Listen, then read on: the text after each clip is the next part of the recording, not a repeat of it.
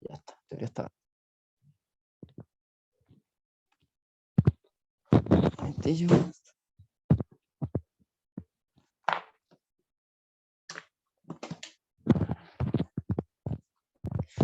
Bueno, vamos a empezar ahora, vamos a presentar la próxima ponencia, que corresponde a Joaquín Campos. No sé si todo el mundo ha conseguido volver a entrar a la reunión.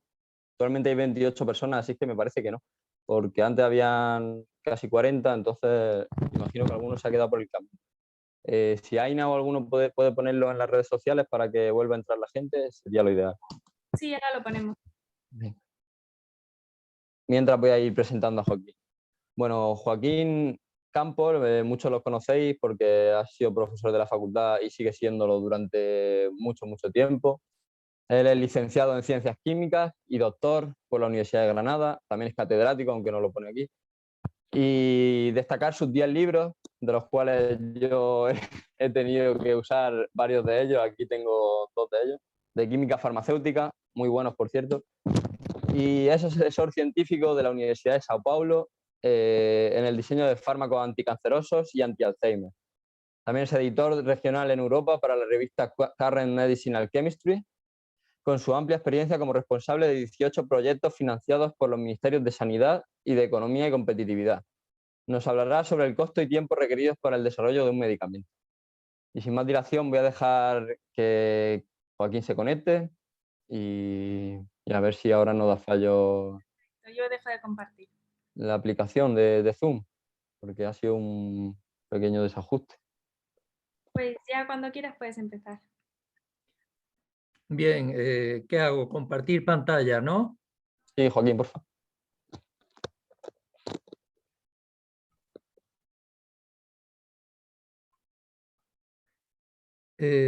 Vamos a ver.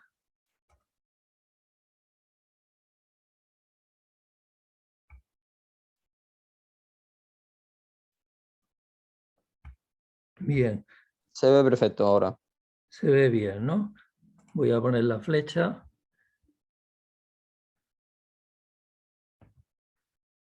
Se ve bien entonces. Sí, estupendamente. Lo que estoy viendo aquí es en la parte derecha, ¿esto se puede eliminar? Nosotros no vemos nada, solo vemos lo que es la presentación. La presentación, vale, pues perfecto. Bueno, pues me dais permiso para empezar, ¿no? Sí, cuando quieras. De acuerdo, bueno, en primer lugar, claro, muchísimas gracias a los organizadores y particularmente quiero dar las gracias a Miguel Ángel Huerta, con el que hemos tenido pues muchas charlas. Hay otra charla de 1:15 a 2, o sea que si te dan puntos. Bien, entonces hemos hablado muchas veces de esto y lo triste fue que hace un año pues que se suspendiera todo y que se haya, retomado de manera virtual y todos esperamos pues que el año que viene podamos hacerlo ya de una manera presencial con un contacto directo que es siempre mucho mejor que no a través de una máquina. Bueno, sin perder más tiempo voy a proceder entonces a hablaros sobre una ponencia que he titulado Sabemos el precio de todo, pero no conocemos el valor de nada. Es decir, evidentemente el centro de esta ponencia va a ser el medicamento y entonces normalmente en las clases de química farmacéutica 1, pues en las primeras clases de lo que se habla es precisamente de esta primera parte. Yo voy a dar una información de tipo divulgativo, genérica, sin entrar en demasiados detalles, pero para que todo el mundo pueda entenderlo perfectamente. Y luego en la segunda parte, pues yo concentraré y hablaré de cáncer, que es uno de los campos donde más he trabajado. De hecho, en una de las líneas llevo ya trabajando 33 años y en otra línea de cáncer un poquitín menos, pero también muchos años. Y entonces quiero dar algunos resultados para que se vea que realmente sea una especie de fuerza motivadora para todos los chicos y chicas jóvenes que estáis ahí detrás de la pantalla y para que os sintáis fuertes y capaces de hacer cosas interesantes a lo largo de vuestra vida profesional. Bien, entonces como yo decía, la investigación de fármacos es algo muy complicado. Es casi tan difícil como tratar de buscar una aguja en un pajar. Es decir, las posibilidades de llegar a un fármaco que aparezca en la leja de una farmacia es realmente pues muy difícil. Y aquí tenéis pues el famoso cuadro de Van Gogh del año 1888 con el título de Almiares en la Provenza. Bien, es decir, nosotros en definitiva llevamos a cabo una investigación en la universidad, nos movemos con matraces, con les Meyers, con equipos de destilación, equipos de cristalización, disolventes, reactivos, ¿de acuerdo? Con esta forma. Y realmente lo que se trata es, a través de esta flecha y con un signo de interrogación que es muy grande, lo que pretendemos es llegar a producir pues un fármaco en cualquiera de sus formas. Bien, este es un proceso que evidentemente es muy difícil, complicado, cuesta muchísimo dinero y eso es lo que voy a tratar de exponer en esta primera parte. Evidentemente, el desarrollo de un fármaco exige mucho tiempo y dinero. Y aquí tenéis una forma que os puede servir de una manera muy gráfica, en donde en definitiva esto es una información de tipo genérica y os concretaré en algún caso particular para que veáis que también hay algunos casos que se apartan, pero que en definitiva podemos decir que normalmente partiendo de 50.000 compuestos, pues a partir de 50.000 compuestos vamos a llegar simplemente a un medicamento, es decir, a un fármaco en su forma galénica correspondiente, que es un medicamento que va a estar depositado pues en la estantería de una farmacia. Evidentemente el rendimiento es bajísimo, es decir, de los 50.000, mediante un sistema de cuello de botella, pues hay 1.000 prototipos, de aquí pues se termina con 12 líderes o hits, como se llama en inglés, 6 candidatos a medicamentos y finalmente solamente uno. Veis que entonces el rendimiento no puede ser más pobre. En todo este proceso, pues tenemos dos fases claramente diferenciadas. El descubrimiento de los fármacos, incluyendo los ensayos preclínicos, y una vez que se ha superado esta etapa, pues debería de empezar la de ensayos clínicos, que contiene pues 4 fases, desde la fase 1, 2, 3 y 4. ¿De acuerdo? Todo este proceso es enormemente caro y lleva pues mucho tiempo. De hecho, yo he establecido como norma general pues un proceso que puede durar entre 10 y 20 años, desde que empezamos en el descubrimiento en un laboratorio de tipo básico a la posterior finalización con la comercialización de ese fármaco. Y este proceso pues cuesta 800 millones de euros o 800 millones de dólares aproximadamente. Es decir, es un proceso que lleva mucho tiempo, carísimo y con un rendimiento pues ínfimo, porque de 50.000 llegar solamente a uno, pues imaginaos. Evidentemente hay áreas terapéuticas donde este precio, estos 800 millones, pues pueden llegar a ser 1.200, 1.300 millones de euros, con lo cual es muy difícil que una empresa químico-farmacéutica, si no es muy potente, que se meta de lleno en el desarrollo de estos fármacos. Y además, por la propia complejidad del proceso, que conlleva evidentemente química, microbiología, farmacología, bioquímica, etcétera, con todas sus dificultades. Además, hay todavía una dificultad añadida, como es la de las patentes. Lo primero que hay que hacer cuando uno tiene algo entre manos que pueda ser interesante es que tiene que patentarlo.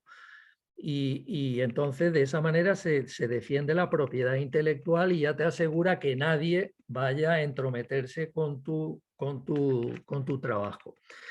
Bien, si tú no patentas tus compuestos, nunca habrá una empresa químico-farmacéutica que se ponga en contacto contigo y que trate de ponerse de acuerdo contigo para llevar hacia adelante este tipo de investigación. ¿De acuerdo? Por lo tanto, es fundamental ese proceso de establecimiento de las patentes. Ahora bien, en el establecimiento de las patentes, pues normalmente uno hace las patentes cuando encuentra resultados interesantes, a lo mejor en una fase muy primaria. Pero esto no significa que al día siguiente ya vaya a entrar en ensayos clínicos, sino que uno tiene que seguir trabajando y esto es como un reloj de arena que va cayendo. Es decir, que sobre los 20 años, que es la vida media que suele tener una patente, pues a lo mejor al final, si el compuesto puede ser ya interesante, lo tienes ya en ensayos clínicos, pues a lo mejor te quedan 10 o 12 años, con lo cual en esos 10 o 12 años la empresa farmacéutica que está detrás tuya y que está invirtiendo mucho dinero, pues tiene que recuperar y por supuesto pues obtener un beneficio económico. Con lo cual, además de la dificultad ingente del problema en sí, pues tenemos además el valor, la presión adicional de las patentes. Las patentes, pues ya sabéis que ahora mismo se han puesto de moda con el hecho de liberalizar las patentes con todo lo relacionado con el coronavirus y si queréis al final y si hay tiempo, pues podríamos hablar de esto. Con lo cual, evidentemente, esto es un proceso, este desarrollo de fármacos o de medicamentos es un proceso que tiene muy pocos visos de llegar a una situación final exitosa. ¿De acuerdo? Bien.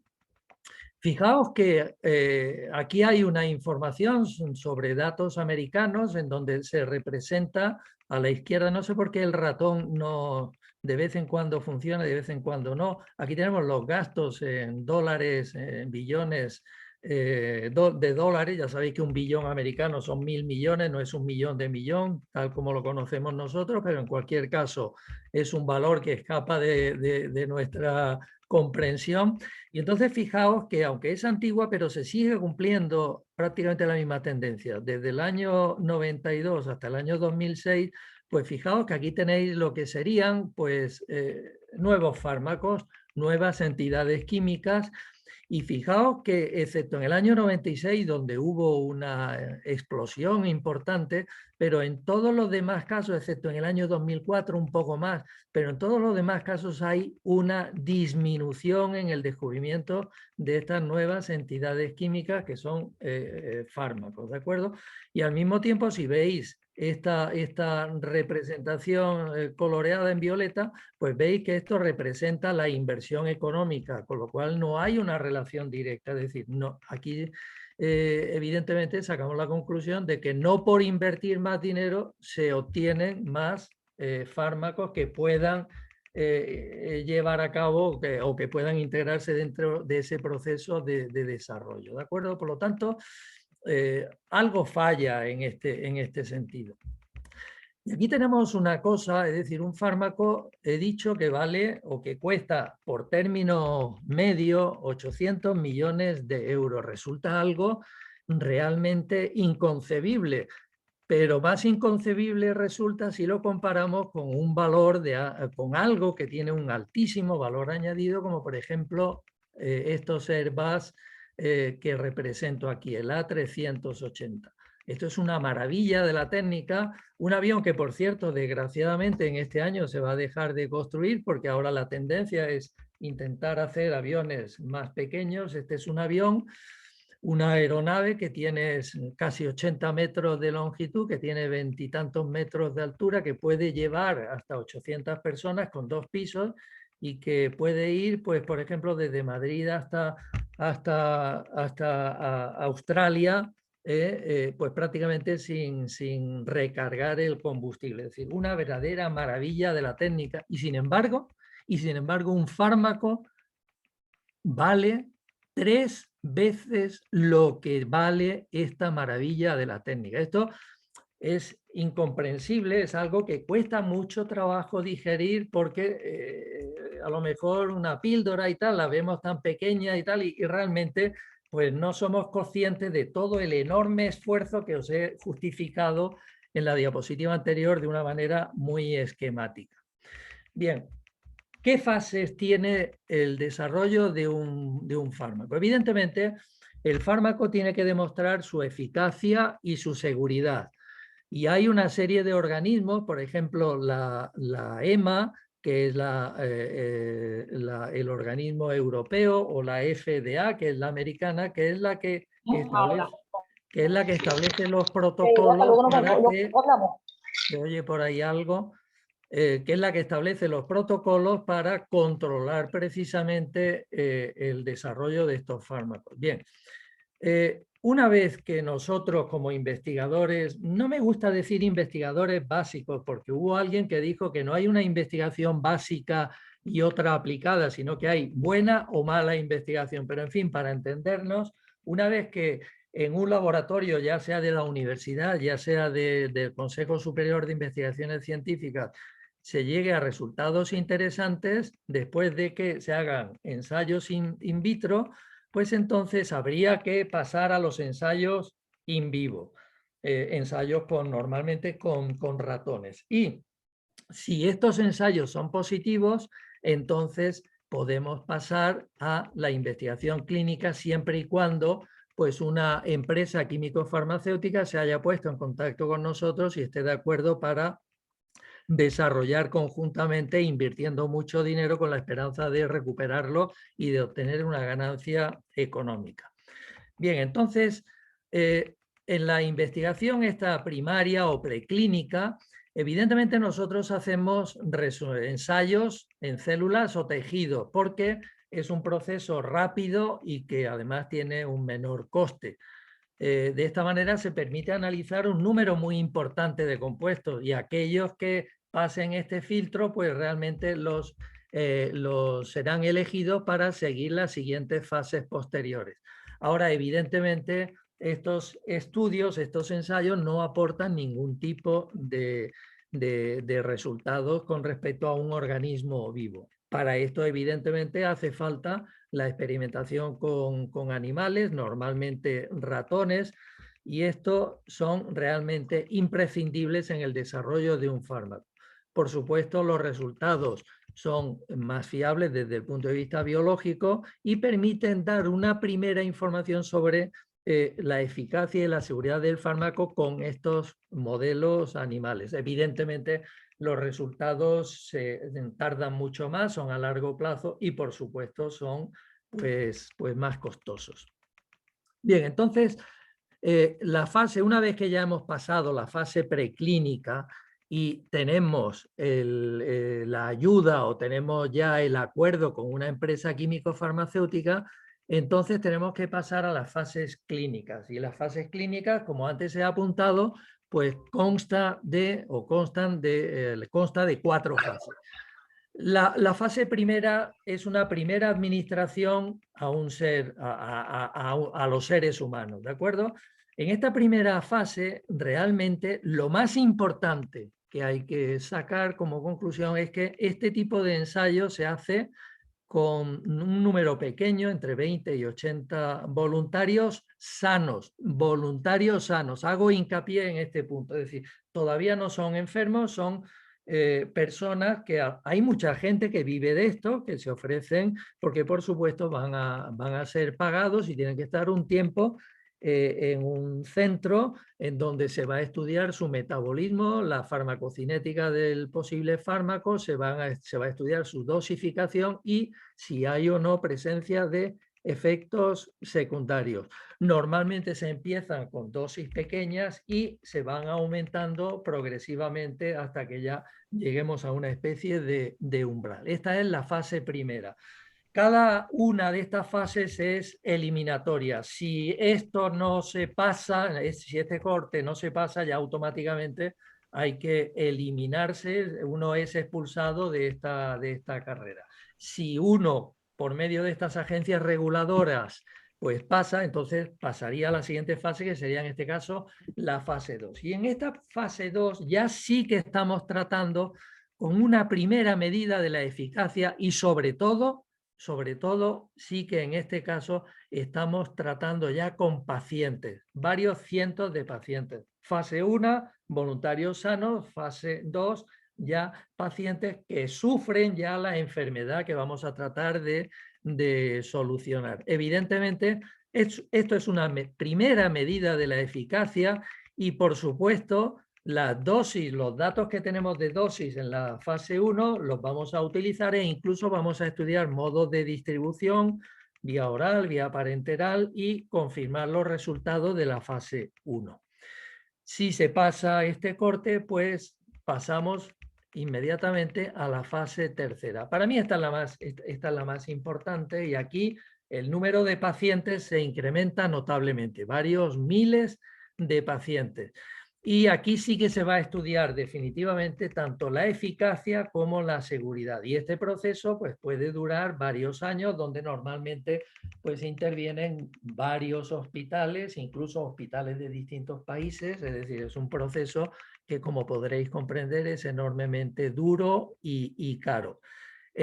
Claro, si realmente el fármaco pasa esta fase 3 y esto tiene que dar el visto bueno, ya sea la EMA, ya sea la FDA, entonces el fármaco recibe la bendición por medio de estas agencias reguladoras y se puede poner en el mercado. ¿De acuerdo? Entonces, si no pasa, pues entonces te queda fuera y, bueno, pues tienes que pensar en otras posibilidades. Y hay finalmente una fase 4. Después de la fase tercera, si se ha aprobado, se puede comercializar. Pero hay otra fase cuarta en la que incluso pues, se pueden hacer otro tipo de estudios. Por ejemplo, se puede hacer un estudio con una población una vez aún todavía mayor, pero evidentemente una vez aprobado. Se puede estudiar un subgrupo específico de la enfermedad. Se puede seguir estudiando los efectos de posible toxicidad a muy largo plazo y, por supuesto, también se pueden ampliar a otro tipo de indicaciones, a otro tipo de enfermedades. Bien, entonces esta es una primera parte general que ahora mismo pues está todos los días, tanto en prensa, en televisión, con todo el problema este del COVID. Y todos estos fármacos, vacunas, etcétera, pues lógicamente tienen que seguir este proceso que estoy aquí desgranando de manera muy, muy simple. Y como ya he dicho en esta segunda parte de la charla, voy a concretar, a daros una leve información sobre el cáncer, porque es un campo en el que ya digo que el grupo está trabajando pues desde hace 33 años, que ya son pues muchos años, ¿no? Entonces, una primera cosa que surge es ¿por qué la incidencia tan elevada del cáncer? Pues una cosa que uno tiene que plantearse es, por ejemplo, ¿cuál es el número de células que posee una persona, ya sea hombre o mujer? Y esto se ha estudiado hace relativamente poco con datos más fiables. En el año 2016 se publicó un artículo en PLOS Biology y estableciendo como un modelo un hombre de 70 kilos y de 1,70 metros de altura. Y entonces, para el caso de las mujeres con las mismas características, el número de células sigue siendo el mismo, pero en cualquier caso el número de células se estimó en 30 billones de células, 30 billones, es decir, B de Barcelona. Bien, entonces, en este caso, imaginaos el número tan inmenso, con lo cual, por otra parte, bueno, pues, ¿cuáles son las células más abundantes? Pues prácticamente el 90% de las células de nuestro cuerpo se encuentran en la sangre en forma de glóbulos rojos, plaquetas, leucocitos, etc.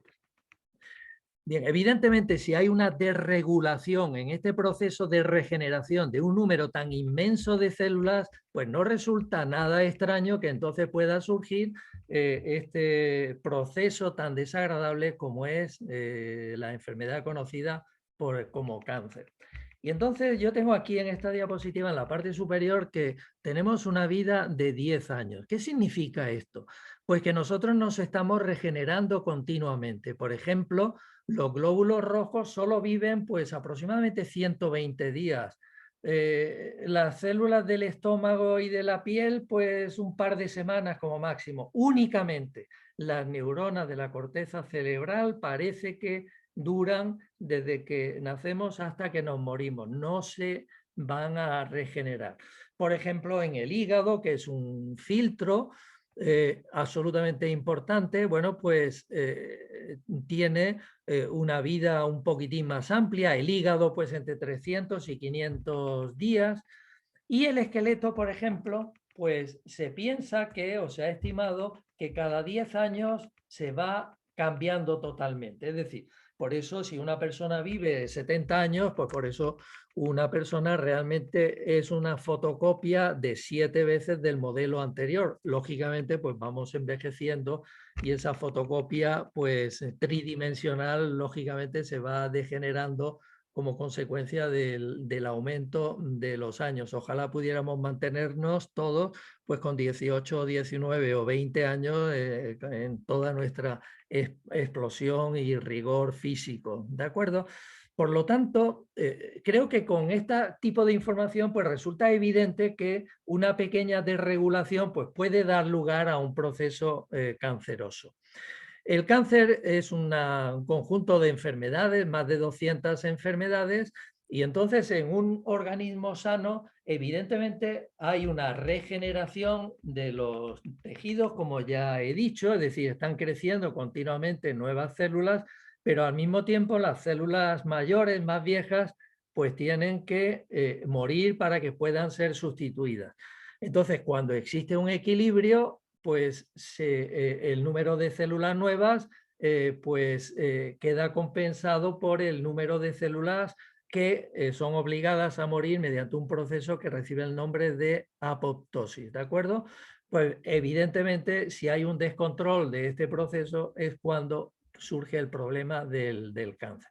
Los tumores benignos realmente no se propagan, no sufren el proceso de metástasis, mientras que los tumores malignos, o simplemente se les conoce como tumores, estos sí que metastatizan, y entonces evidentemente pues esto hace que el control de la enfermedad sea todavía mucho más difícil.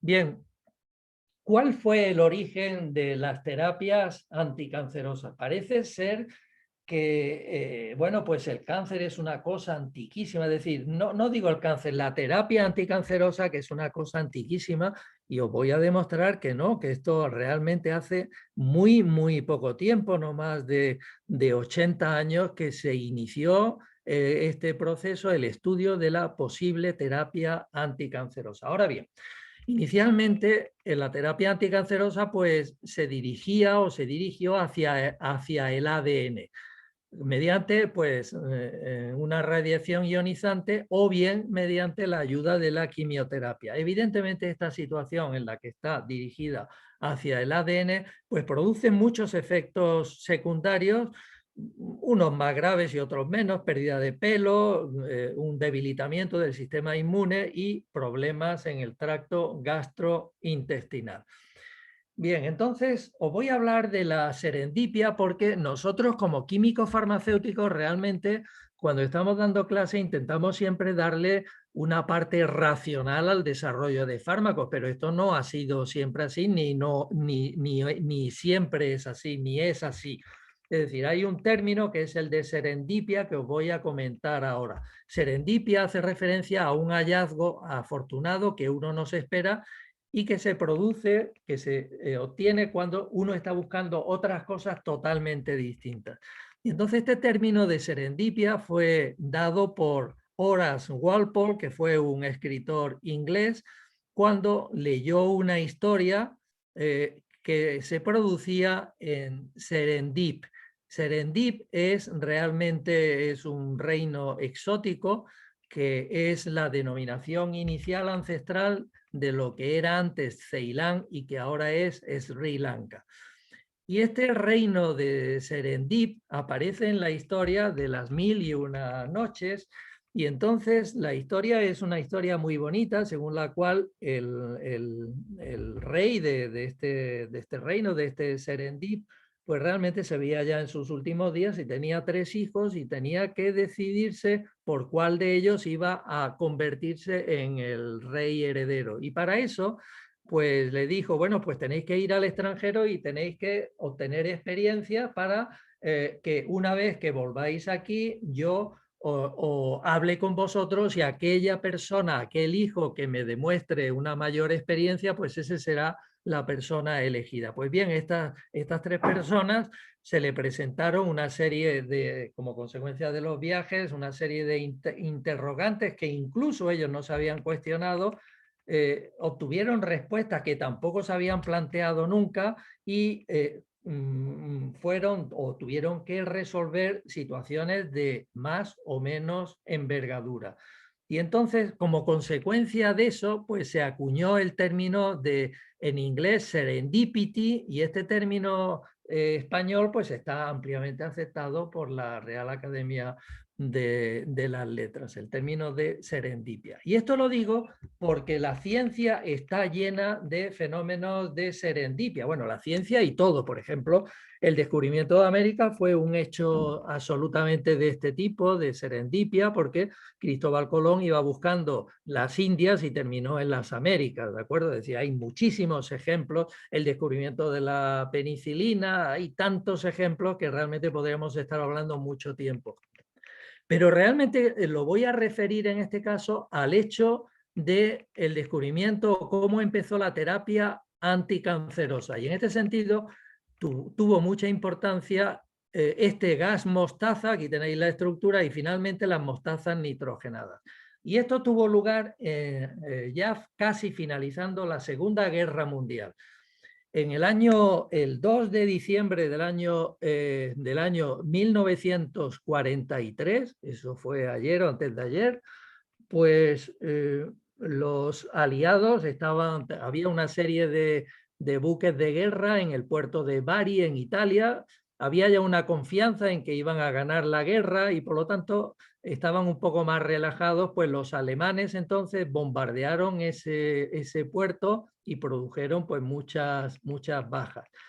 Porque además pensaban que dentro de esos barcos había gases de guerra y entre ellos este gas mostaza. Evidentemente, la gente que fue bombardeada y que sobrevivió al bombardeo se tiraron al agua, el agua estaba lleno de gas mostaza y entonces al final terminaron muriendo. Y estos cadáveres fueron llevados a Estados Unidos y analizados. Y entonces se vio que estos pacientes manifestaban una gran reducción en el número de leucocitos.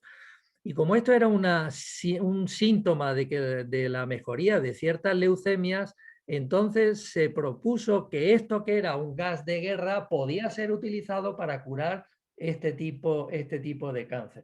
El gas mostaza es un gas y entonces realmente demasiado reactivo y después fue modificado cambiando el azufre por este nitrógeno y dio lugar a lo que se llaman las mostazas nitrogenadas, que todavía hoy en día pueden utilizarse como fármacos anticancerosos en casos particulares.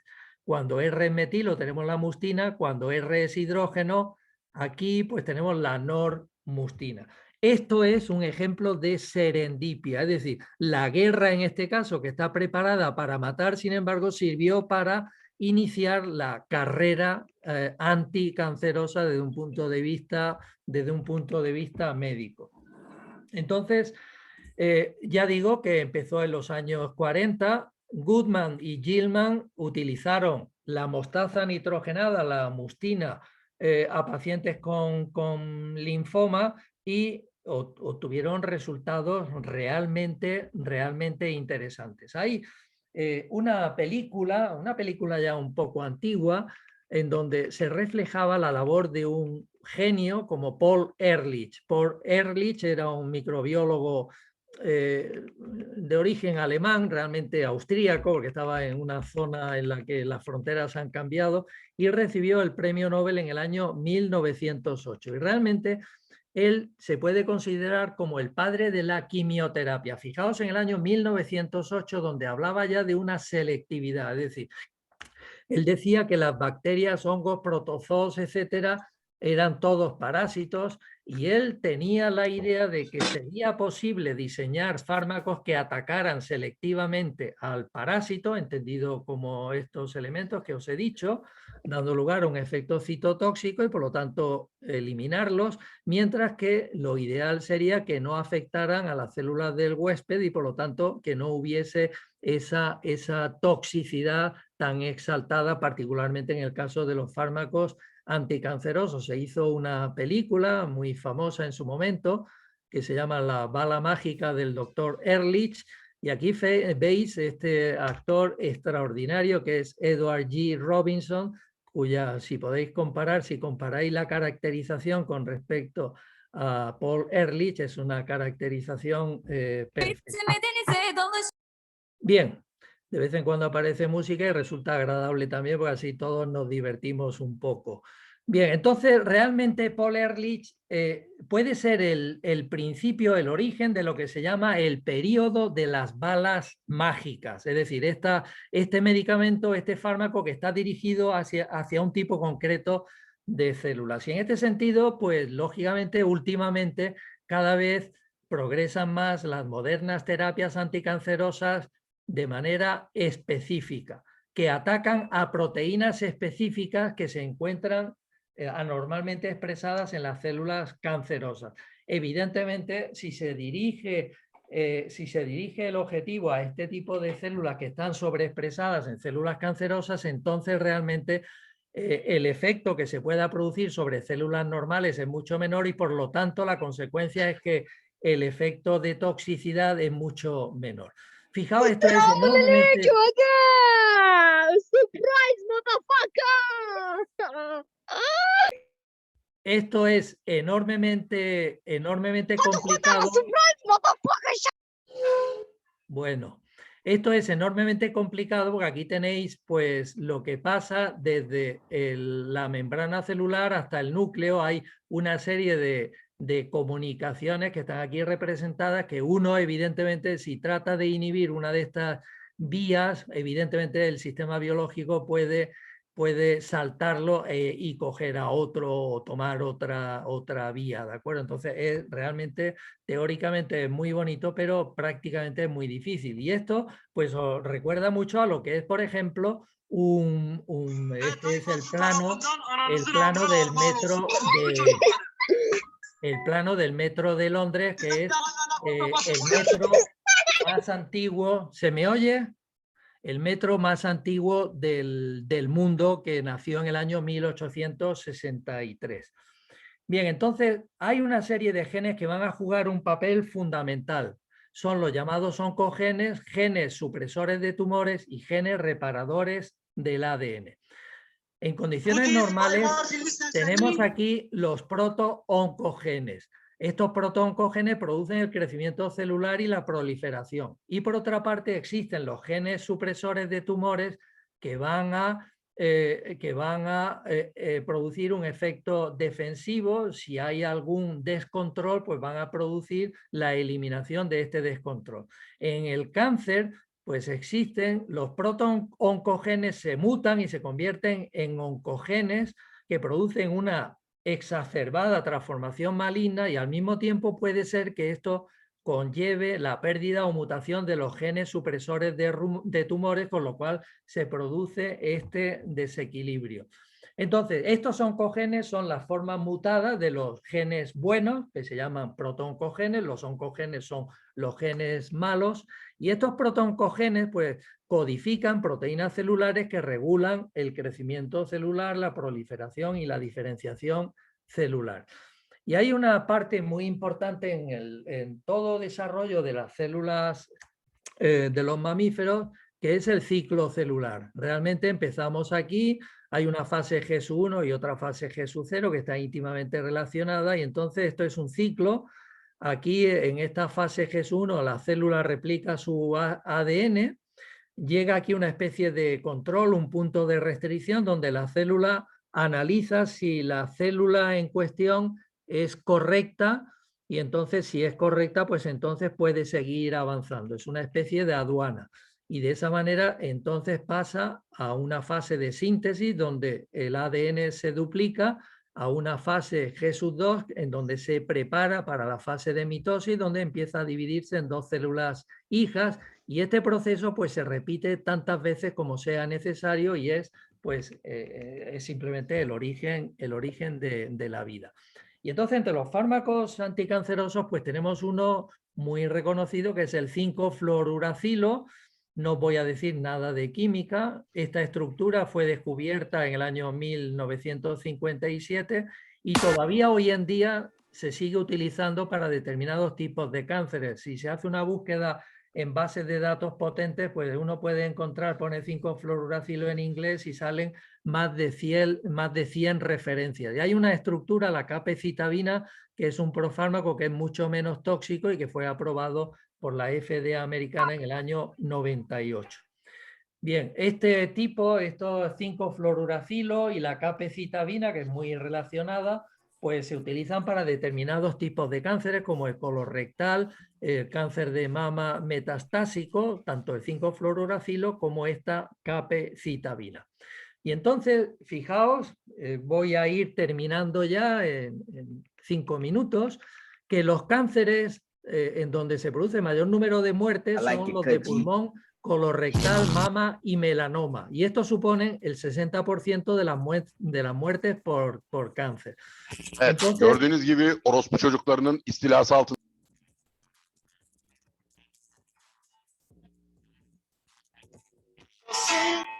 ¿se me oye? Bien, esto no ha mejorado en los últimos 40 años. Por lo tanto, esto implica que sea necesario un nuevo enfoque terapéutico. Y en este sentido,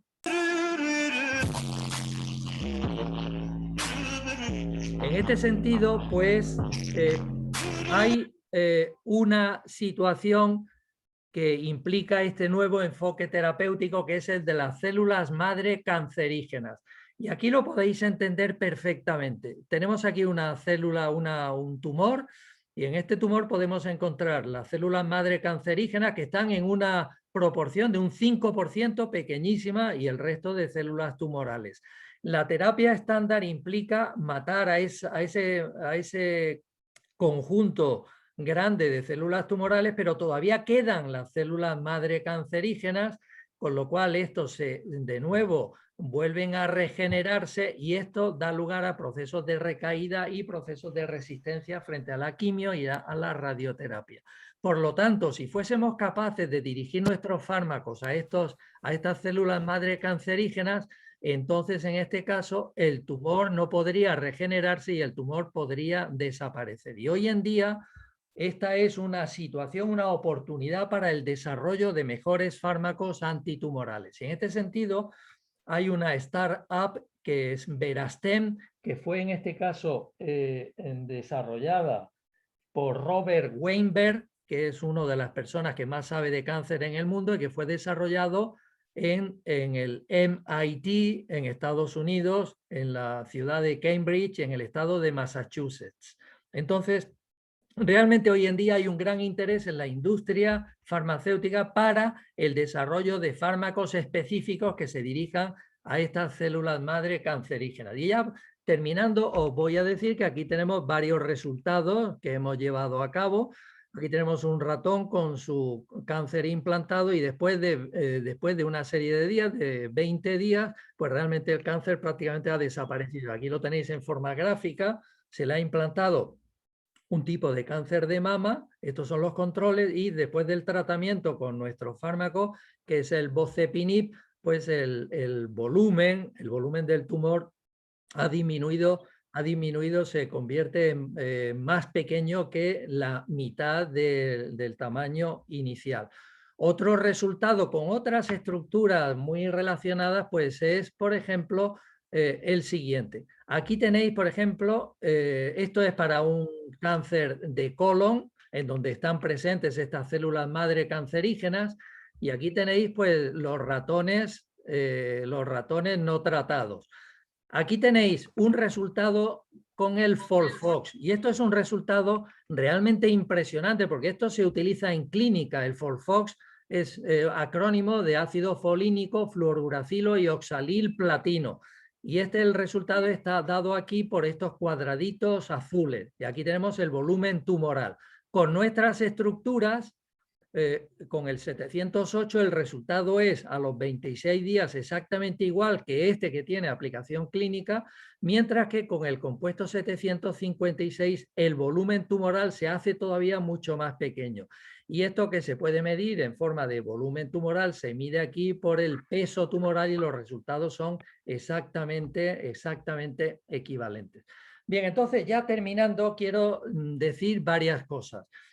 Normalmente en todo el desarrollo de medicamentos o en la aplicación de los fármacos, de los medicamentos, pues todo la gloria se lo llevan los médicos.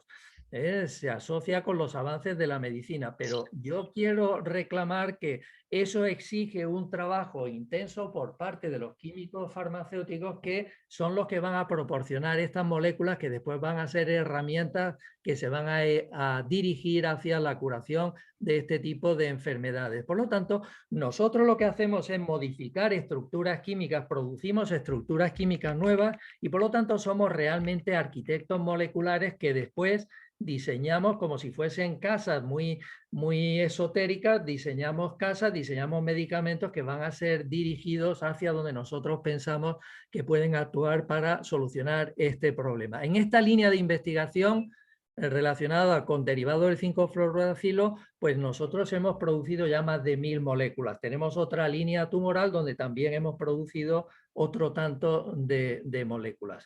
Y terminando, esta es la penúltima, pues yo quiero decir que la ciencia es un esfuerzo de colaboración.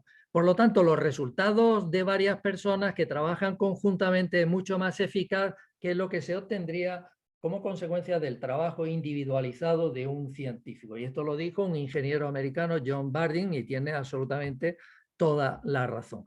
Y simplemente para los más jóvenes que tenéis toda la vida por delante y si os gusta la ciencia, pues os tengo que decir varias cosas. En primer lugar, el éxito de la vida no está en vencer siempre, sino que en no darse por vencido. Uno a lo largo de la vida pues sufre caídas, pero eso es lo que hay que hacer, levantarse, pensar dónde ha ocurrido el error y tratar de que no ocurra otra vez. Y aquí tenéis la figura de este bebé. Los bebés son personas que, bueno, al aprender a andar, pues se caen, sin embargo, tienen esa fuerza para levantarse y tal, y somos nosotros los mayores los que somos ya cobardes, que cuando nos caemos una vez, pues decimos, pues ya no lo intento más. Y aquí la figura de este chiquillo californiano que hoy día tiene 10 años, que su madre le sacó esta foto para tratar de sacar dinero para curar a su padre de cáncer, que al final lo consiguió, y donde se le ve con una fuerza y una energía tremenda. Vosotros jóvenes tenéis que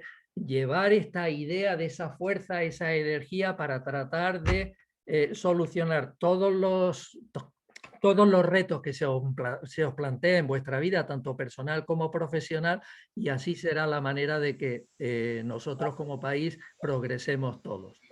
Bueno, pues un abrazo para todos. Serie de datos experimentales y los representamos. Miguel Ángel. Muchísimas gracias, Joaquín. Espero que ponga mi cámara. ¿Se me ve? Sí. ¿Dejo de presentar o no? Cuando quieras, sí. Muchísimas gracias, Joaquín, por tu excelente conferencia. Quería pedir disculpas por los problemas que hemos tenido con el micro, que yo estaba intentando buscar ahí a la persona que estaba hablando y silenciarlo, pero es realmente complicado porque se estaba resistiendo mucho. Ya. Bueno, esto es una primera experiencia y verás tú cómo el año que viene, cuando lo hagamos presencialmente, ya no tenemos tantos problemas. No, seguro que no. Presencialmente las cosas van mucho mejor. Quería hacerte yo una pregunta y también animo a todo el mundo a poner alguna pregunta en el chat. Yo quería preguntarte si verías factible cambiar el método de patentes que hay actualmente y permitir a la industria que recupere algunas patentes viejas que probablemente tenían algún potencial, pero realmente por estos temas de los plazos y todo eso, la farmacéutica en sí realmente no acaba apostando por ese producto porque realmente se ve corto de tiempo para luego recuperar el beneficio. Sí, fíjate en una cosa, el problema de las patentes que ha surgido desde hace pues prácticamente un mes es un problema muy complicado. Es muy fácil decir se liberalizan las patentes después de todo el esfuerzo y la inversión económica que hay.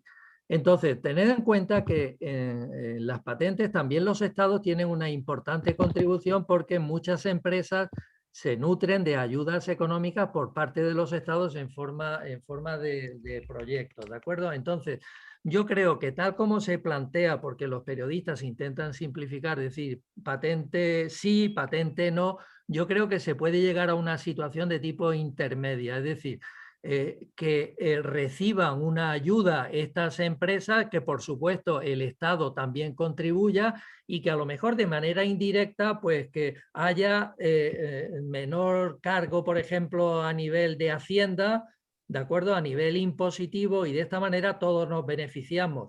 Desde luego hay que tratar de solucionarlo, porque lo que sí está claro es que si los países más pobres quedan fuera de toda esta carrera del coronavirus, al final van a ir saliendo variantes cada vez más resistentes y al final el problema lo vamos a seguir teniendo, porque con la movilidad esta de todo el mundo realmente es muy difícil controlar esto. Por lo tanto, yo creo que se llegará a una situación de tipo intermedia y al final, pues, al menos durante un tiempo, cuando ya pase este problema, pues entonces se volverá a la situación inicial. Muchísimas gracias. Si nadie más tiene preguntas, voy a mirar el chat a ver si hubiera alguna, pero sí, Álvaro Pardo tiene una pregunta. Sí.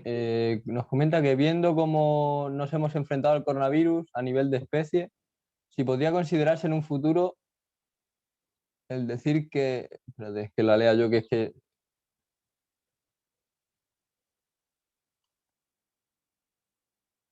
no entiendo muy bien la pregunta, Joaquín. Bueno, pues, ¿Se me escucha? Sí, ¿Se me sí. escucha?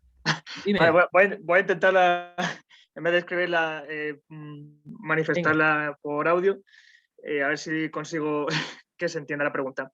Digo, que la manera en la que nos hemos enfrentado mundialmente al coronavirus, ¿no? El hecho de que haya habido mucho intercambio de información, cuando un laboratorio, por ejemplo, pues desarrollaba cómo está estructurado el coronavirus, que si viendo esta estrategia que hemos seguido estos últimos meses o este último año, se podría decir que en un futuro la búsqueda de nuevos fármacos o de dianas farmacológicas no sería referenciado a una persona o a un grupo de personas pertenecientes a una empresa, sino que sería una especie de más búsqueda global.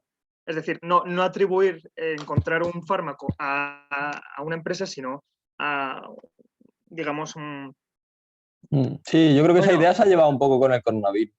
Sí, evidentemente, hombre, lo que sí está claro es que puede que haya una empresa farmacéutica multinacional enormemente potente que después tenga a su vez pues otras empresas más pequeñas que trabajen con ella, pero evidentemente tiene que haber una relación, porque aquí hay mucho dinero implicado y por lo tanto no se puede perder ese tipo de control, pero evidentemente ya se trabaja en este sentido. ¿He respondido? Vale. Sí, ha respondido ya mi pregunta. Muchísimas gracias por la ponencia. Ha sido muy entretenida. Gracias a ti. Bueno, pues si no hay más preguntillas, vamos a pasar a la siguiente ponencia, que es de Rosario y Emilio, que son de... Bueno, Rosario es compañera de Joaquín, es del Departamento de Química Farmacéutica, y Emilio es del Departamento de Físico-Química.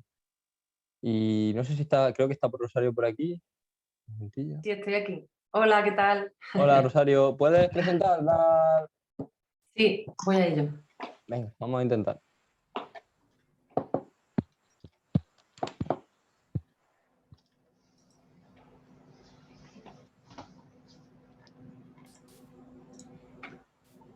Respecto a lo de los puntos TFG, se pasará ahora en unos minutillos, se pasará un Google Form para que os escribáis, para que pongáis vuestro nombre, DNI y toda esta información, y ya se os sumará sin problema. Yo se lo paso a Ana Conejo y ella se encarga. ¿Se ve la pantalla bien? Se ve perfecto. Genial. Voy a ponerme por ver el tiempo. Vale. Tenemos un éxito de personas, 82, estamos ahora conectados a la hora de comer. Esto es... Qué bien, qué bien. Fantástico. Bueno, pues empiezo, si te parece. Cuando quieras, cuando quieras. Vale, vale. Bueno, pues nada, muchas gracias, Miguel Ángel, por esta oportunidad de participar en Food Pharma y poder contar un poquito pues, de la temática en la que trabajamos y, por supuesto, pues a todos los miembros de la Asociación de Estudiantes de la Facultad y a la Facultad de Farmacia. Bueno, venga, entonces os cuento un poco. Mirad, la idea de esta charla, lo que queríamos contaros es la charla de nueva plataforma para el diagnóstico del cáncer mediante biopsia líquida.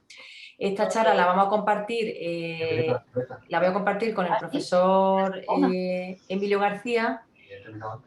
Se oye también algo ahora, ¿no? Conecto yo desde el móvil, ¿no? ¿Ya han desconectado? Sí, ¿no? Entonces, eso, que bueno, entonces yo sigo, aunque se hagan ruido, yo sigo, por si acaso. Entonces, eso, y la idea de, vais a entender ahora, cuando yo empiece a contar la presentación, por qué es el hecho de que la estamos compartiendo entre dos ponentes, que somos de dos grupos, dos departamentos diferentes de esta facultad. El Departamento de Química Orgánica y Farmacéutica, en mi caso, como del profesor Joaquín Campos, que nos acaba de deleitar con su charla acerca de los fármacos antitumorales, y luego el Departamento de Fisicoquímica, ¿de acuerdo? Entonces, mira, la idea es, contando con que pase, no pasa. Ok. Bueno.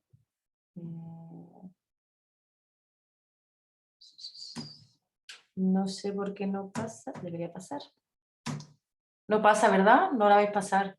No, pínchale a la pantalla, igual... No. ¡Ay, vale! Ahora, Muchas ahora. gracias. Vale, pues entonces presento el consorcio. Mirad, la idea de lo que queremos contar hoy está dentro, se enmarca dentro de un proyecto europeo que acaba de comenzar ahora en enero de este año, del 2021, y es un proyecto europeo que se llama Diagnosis, y que está financiado por la Unión Europea, y es un consorcio que está liderado, el coordinador es la empresa Destina Genómica, y tiene como partner diferentes compañías, tres universidades y un centro de investigación. Entonces era un poco presentaros, está la Universidad de Trento de Italia, la Universidad degli Studi la de Catania y una empresa también italiana que es Optoi Electrónica, que es también parte del desarrollo de detección.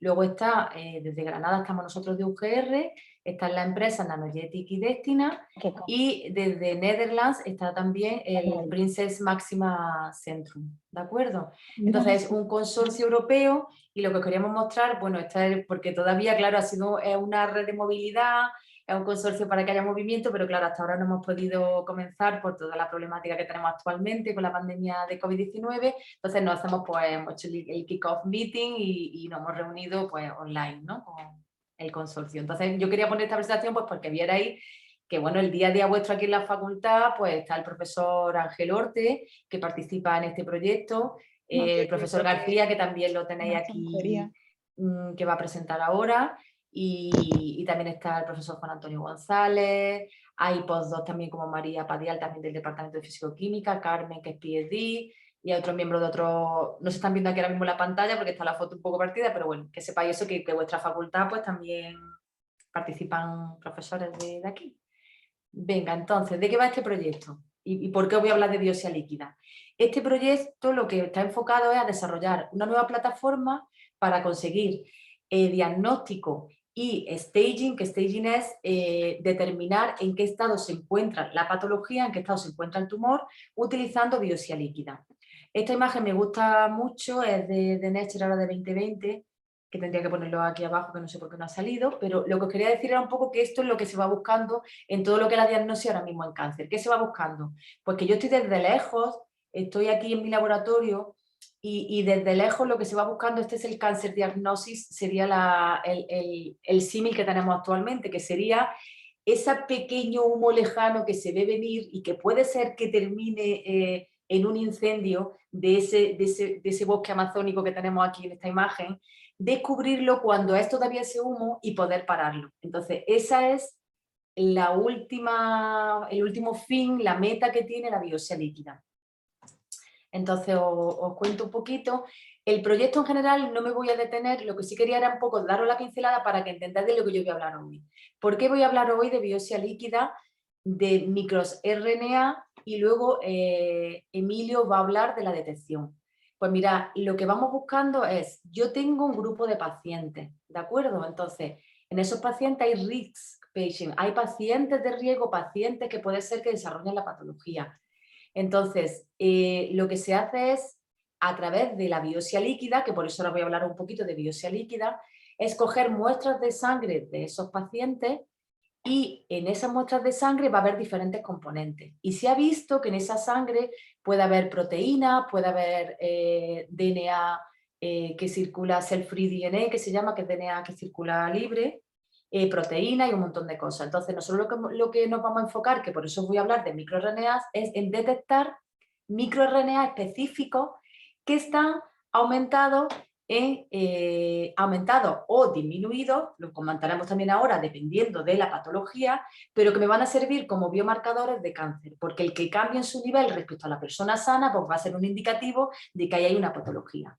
Claro, para esto voy a hablar un poquito de la técnica que utilizamos nosotros, que es la Dynamic Chemistry Labeling, que es como nosotros, cómo capturamos, con qué reactivos capturamos ese microRNA para poder detectarlo, y luego lo que vaya a tener la oportunidad de ver cuando después de mí hable Emilio, os va a explicar, claro, cómo luego es muy importante tener esas técnicas de detección que me permitan ver esa señal y traducirla en un dato que le permita a ese clínico tomar una decisión, dependiendo de los niveles de ese microRNA. Puede seleccionar los pacientes, descubrir de esa cohorte de pacientes cuáles son los positivos y cuáles son estos que son de riesgo, no tendrían lo que se va buscando finalmente no es que tengan la patología, sino que tengan ese humo lejano que acabamos de ver antes, que sean pacientes de riesgo.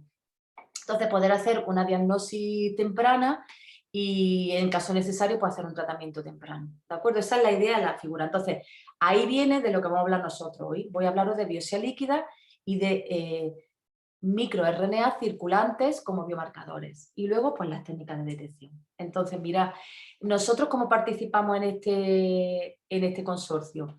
Participamos, está aquí UGR y dentro de UGR pues está dividido entre el Departamento de Físico-Química y el Departamento nuestro de Química Orgánica y participamos en dos de los Work Package, que se dice los paquetes de trabajo. En el de la optimización del ODG Platform, que sería en la optimización de las técnicas de detección, que aquí estaría todo el trabajo que hace este fantástico equipo del Departamento de Físico-Química, y luego hay otra parte que es la optimización de esos reactivos que hemos dicho que nos van a ayudar a capturar ese microRNA de la sangre y poder hacer la determinación de los niveles que hay de esos marcadores. Eso es lo que haríamos en nuestro grupo de investigación, ¿de acuerdo? Vale. Vamos a por ello. Entonces, vamos a hablar un poquito de la biopsia líquida, brevemente. Entonces, os cuento un poquito. A ver, inicialmente lo más común en la biopsia líquida son test sanguíneos no invasivos para la detección de células tumorales circulantes y fragmentos de DNA tumorales que se liberan a la sangre desde un primer tumor y sitio metastásico. ¿Por qué pongo esta definición? Porque es como la más extendida, la primera y la más conocida, pero esta misma definición nos lleva a todo un mundo de nuevas cosas que le podemos añadir a esa definición. Mirad, está claro que puede ser test sanguíneo, pero también, que ahora veremos, puede haber otras técnicas que se emplean, otros fluidos biológicos que se están viendo que también tienen información muy relevante para determinadas patologías poder hacer un diagnóstico adecuado. Está claro que sí, el no invasivo, porque todos ellos van a ser fluidos biológicos, con lo cual no va a haber invasión en el organismo, en el paciente. Y el tema también que se está extendiendo es que originalmente era para detección de células tumorales circulantes, que también os contaré un poquito de ellas, y fragmentos de DNA, y lo que se está viendo con el tiempo es que hay mucha más información, aparte de las células tumorales circulantes y fragmentos de DNA, también hay información muy interesante relacionada con microRNA, con otras proteínas, con exosomas y con un montón de información más. Entonces, todo un mundo el que se está abriendo de grupos de investigación público y privado, determinando qué biomarcadores, qué podemos buscar en la sangre o en esos fluidos biológicos para poder dar un diagnóstico precoz y luego, una vez que está en tratamiento también, cómo podemos ver si el tratamiento está respondiendo, que también es muy importante, ¿de acuerdo? Y luego si puede haber metastasis, es decir, si puede volver ese tumor, ¿de acuerdo? Porque se extiende a otro sitio. Entonces, ¿cuál sería la clave de todo esto? Creo que es obvio, ¿vale? Lo digo muy rápido, pero claro, pensáis vosotros lo mismo que estoy yo pensando. ¿Cuál es la ventaja principal de esto? pues que nosotros estamos hablando ya, estoy hablando pues claro con todos vosotros ya que sois alumnos de nuestra facultad, pues claro, ya sabréis que la biopsia la conocéis todo, la biopsia convencional. La biopsia convencional requiere acceder al tejido tumoral y hacer una extracción. En el caso de tumor, si fuera otro tipo de patología, pues donde hubiera que hacer el tejido donde estuviera la patología. Pero está claro que la biopsia convencional requiere una invasión y un personal especializado y una molestia para el paciente y requiere personal especializado experto en biopsia líquida. ¿Y qué ha pasado? Porque lo que se está viendo es, oye, ¿y si utilizando muestras de sangre del paciente, o como ahora veremos, otras muestras de otros fluidos biológicos, yo puedo tener información relevante acerca de ese mismo tumor? Lo que se ha visto es que esta información que está en el tumor se vierte al torrente sanguíneo, porque además es como ocurre la metastasis, ¿de acuerdo? Que no me voy a meter más en esa temática quizá porque me iría un poco del tema que estamos hablando, pero sí que sepáis que, claro, ahí hay mucha información que se está virtiendo y que está circulando por nuestro torrente sanguíneo. Entonces, eso, simplemente pues comentaros que la biopsia líquida hay de otros fluidos biológicos. Entonces, aunque ahora mismo casi toda la investigación, los test que ya están llegando a ensayos clínicos, están desarrollados con lo que sería la sangre, se está haciendo también mucha con otras vías. Es decir, si es del sistema nervioso central, se puede coger el líquido cefalorraquídeo, si es de cabeza y de cuello, puede ser saliva. Aquí en saliva pongo un asterisco, que fijaros lo que hay ahora con la saliva y el COVID, es decir, se están desarrollando test basados y son biopsias líquidas, porque tú lo que estás haciendo es, con esas muestras de saliva, pues poder tener información acerca también del material de ese virus, y se está viendo, muchas que no me voy a meter en el tema del COVID, pero bueno, que la saliva también es una posibilidad. Si tengo un problema respiratorio, pues va a ser la efusión pleural, y si tengo alguna afección del tracto urinario, pues la orina. Entonces quiero decir que lo podéis extender mentalmente, cuando nos quedamos con el concepto de biopsia líquida, lo podéis extender a otros de estos, ¿no? Entonces simplemente hay mucha bibliografía, poner simplemente liquid biopsy, hay muchísimas reviews, hay muchísimo trabajo que se está haciendo acerca de esto, de lo que he contado antes, ¿vale? No me voy a parar en esto, pero simplemente transmitiros eso, que hay tanta información en lo que es la muestra de sangre, hay tanta información en los fluidos biológicos, hay tanta información de las cosas que están ocurriendo en esa zona tumoral. Entonces, contar un poco eso, un poquito de la información. Mira, por un lado, ¿qué tenemos?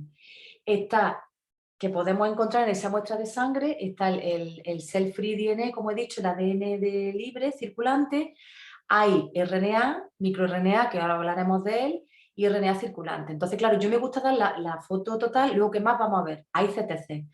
Hay grupos de investigación, nosotros, por ejemplo, trabajamos con el equipo, la unidad de biopsia líquida del Centro Genio, que está dirigido por la doctora María José Serrano, y que trabaja también, es parte del grupo de investigación, el laboratorio, está dirigido por el profesor Lorente, y son especialistas en CTC, en estas células tumorales circulantes, pero están también adaptando a todo ese material que estamos hablando de ácidos nucleicos y todo esto.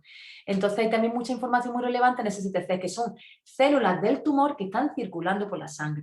Y luego también hay información, que lo que os comentaba, que hay cosas muy bonitas que se están descubriendo, muy interesantes, que podéis leer muchísimo de todo esto, que son los exosomas. Se ha visto que en el torrente sanguíneo, en esa muestra de sangre que tú coges, hay exosomas. Y que esos exosomas no era el exosoma este que nosotros nos pensábamos cuando estudiamos, de que el exosoma es esa vesícula que tengo la célula y entonces se forma este exosoma que va para eliminar. Resulta que no es que esté solo para eliminar, que los exosomas se utilizan para comunicación entre las células y tienen una cantidad de información interesante que es muy... que esto nos lleva a pensar que puede ser un biomarcador fantástico. Entonces, en cuanto al, lo pongo todo el tiempo, en cuanto al impacto que está teniendo en la sociedad estas biopsias líquidas, que lleva un poco el tiempo, vamos mal, tenemos eso, que sería un impacto científico y un impacto económico. Científico, mira, podéis ver, si miráis desde PubMed, todo lo que ha subido el número de publicaciones en esta temática. El MIT, que es un centro de tecnología internacional de reconocido prestigio, ya lo determinó, que es de las 10 Breaking Through Technology, es decir, de las más impactantes tecnologías que se ha descubierto en nuestro milenio, es la biopsia líquida, ¿de acuerdo? Fast DNA sequencing matching are leading to simple process. Es decir, hay todo un mundo ahí de descubrir. Y luego económico, pues se puede ver también en la mega inversión que Bill Gates y Jeff Bezos han hecho en biopsia líquida, ¿de acuerdo? Y ahora mismo en 2020 había 6 billones de dólares empleados en esto, ¿no? Entonces ha subido ahí también un interés desde el punto de vista de apoyo, de financiación para descubrir alternativas técnicas de diagnóstico basadas en esta biopsia líquida. Entonces, muy brevemente, ya tenemos claro que tenemos la biopsia líquida. ¿Por qué nosotros hemos elegido los microRNA? Nosotros trabajamos en esa detección de los microRNA. Mira, el dogma central lo tenemos todos claro. Esto todo lo tenemos clarísimo de siempre, repliquéis, la replicación, la transcripción, la translación. ¿Pero qué se ha visto? Esto se pensaba siempre, este es el dogma central clásico de la biología molecular, y se pensaba, esto creo que ya lo habéis visto en alguna de vuestras asignaturas, pero bueno, lo comento muy brevemente, se pensaba que eso ocurría ahí y no pasaba nada más. ¿Qué se ha visto? Que ese porcentaje, el 98% del material genético que se pensaba que estaba ahí, que no servía para nada, hay muchísima información importante. Entre ellas hay un montón están los microRNA, pero también hay un montón que se está viendo también que están relacionados, no me voy a meter mucho en eso, pero esto es muy interesante porque es que se está viendo la relación que hay de otro tipo de RNA que están afectando a esos microRNA, que están afectando a esos RNA. Si os fijáis, la flecha es de doble punta, es decir, hay una interrelación entre todos estos RNAs que terminan en un control exhaustivo de todo lo que está ocurriendo a nivel celular. Entonces están los microRNAs que están controlando esos mensajeros, pero es que además hay toda esta gama de circulating, de cRNAs, pero bueno, no me voy a poner en esto. Nosotros nos vamos a centrar en el microRNA. ¿Qué le pasa al microRNA? Mira, se ha visto. Aquí tenéis una imagen, no me voy a detallar a contaros toda la parte de con qué proteína C1, no sé cuánto, simplemente que sepáis eso, que lo que se ve es que ese pre-microRNA, porque esta es la biogénesis del microRNA, pero sí que sepáis que ese cuando termina todo el proceso y tengo ese microRNA maduro, afecta a muchos niveles, ¿de acuerdo? Entonces, afecta a nivel de translación, hace una represión de la traslación, participa también en la degradación. Se pensaba originalmente que era solo esto, ¿vale? Que era que degradaba el RNA mensajero y se ha visto que no.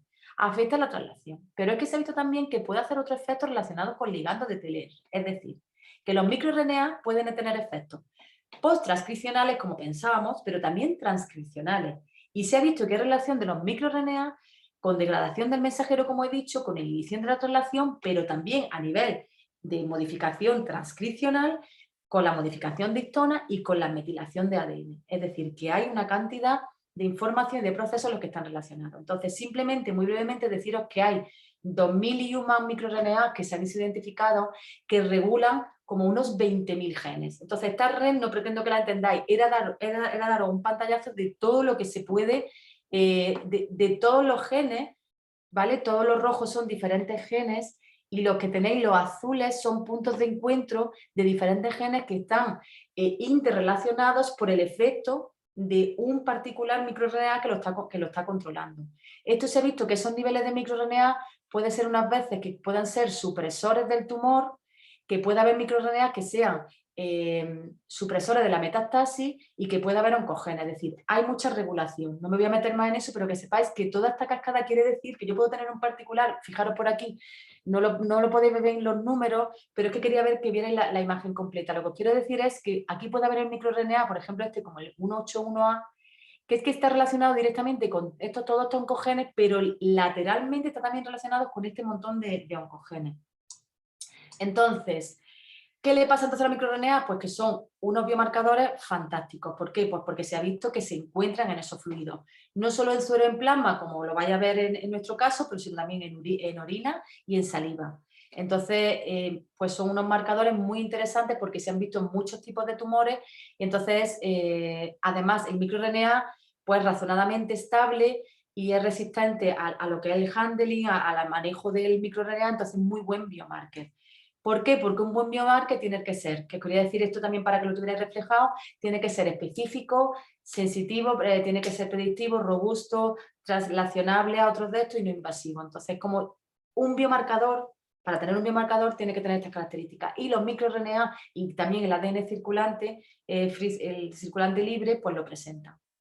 Entonces, muy brevemente, simplemente contaros eso, que hay muchas técnicas, es decir, yo tengo el paciente, tengo esa población, cojo la liquid biopsy, hago una extracción de esa muestra de sangre de CTC, de las células tumorales circulantes, de diferentes muestras de exosomas, microvesículas, platelets, también mucho hecho con plaquetas, que no he contado, pero también se está viendo que las plaquetas están implicadas en todo esto, ¿no? Hay muchísima información. Entonces, lo que me voy a centrar un poquito simplemente es en introducir lo que serían los métodos de detección. Los métodos de detección, hay muchísimos, ¿vale? Hay reviews buenísimas de todo esto. Hay métodos de detección de ácidos nucleicos, es decir, yo voy a contar el mío, pero hay muchos métodos de detección. Entre ellos hay de amplificación de target, otros que son de amplificación de la señal. Y dentro de todo esto, que no voy a meterme, os diría eso, que las PCR que os suenan están aquí, estarían en la amplification de target, en los no isotermales.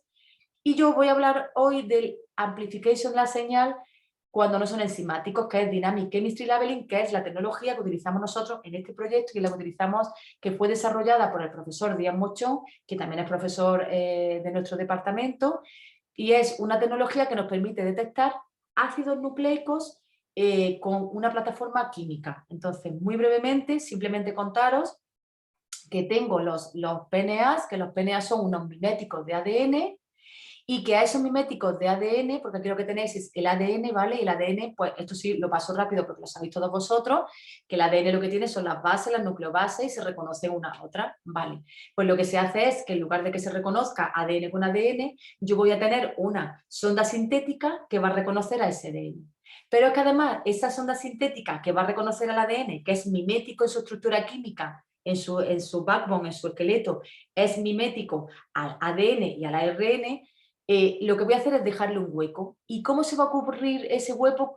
¿Con qué se va a interrogar? Pues ese hueco se va a interrogar con nucleobases que nosotros, es decir, que se han hecho en el laboratorio y que están modificadas, que tienen diferentes marcajes. Entonces, muy brevemente, simplemente no me voy a meter en todo esto porque no era la idea de hoy. Hoy la idea era introducir a este mundo de biopsia líquida de detección. Pero la técnica concreta, es decir, para nosotros es una técnica que promete muchísimo porque está basada en química y entonces no necesita, es no enzimática y entonces es muy estable y se puede llevar a muchos sitios, a puntos de diagnóstico que no necesita tener condiciones muy específicas, pero que en concreto esta ¿cómo funciona? Pues la nuestra funciona que tengo el target del ácido nucleico, tengo mi base sintética, ¿vale? Mi sonda sintética, mi reactivo, se une y en ese hueco que ha quedado, ¿vale? Que lo tenéis aquí el hueco, es donde entra la nucleobase. Y al entrar la nucleobase, esa nucleobase se ha modificado, que es lo que hacemos química, porque eso es química farmacéutica, lo hacemos esa modificación de esa nucleobase y ahí es donde se va a poder interrogar a esta nucleobase y sabiendo qué nucleobase había ahí, podemos tener información de lo que ha ocurrido. Entonces, esta tecnología fue desarrollada, como he dicho, por el profesor Díaz Mochón y ahora es parte de la tecnología que desarrolla, esta es la tecnología que desarrolla la empresa Destina, que también la tenemos aquí en el PTS, en el campus de la salud, y que es Destina Genómica y es una empresa de diagnóstico de reactivos.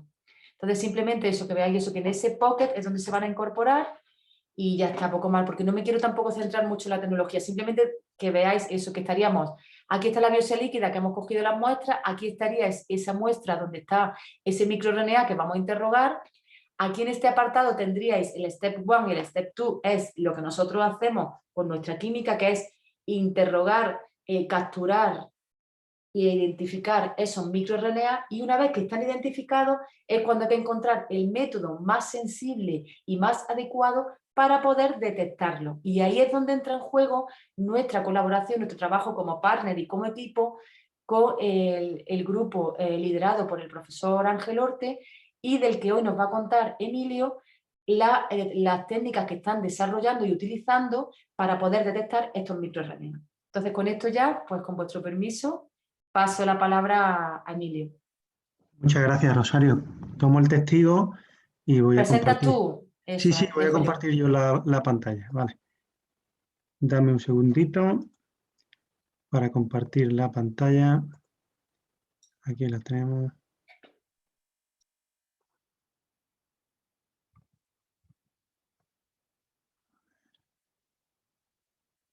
Un segundo, de acuerdo, se está viendo, ¿no? Se ve perfectamente, Emilio. Vale, perfecto.